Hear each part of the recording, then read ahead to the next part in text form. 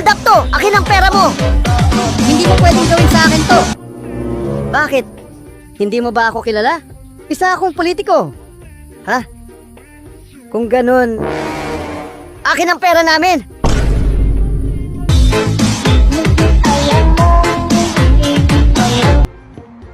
Anong nangyari dito? Binaril nung misis yung mister niya. Bakit daw? Nagmamap ng sahig yung misis eh. Tinapakan yung sahig na basa. Kaya yan, binaril. Hinuli niyo na ba yung misis? Hindi pa. Bakit hindi pa? Basa pa yung sahig eh.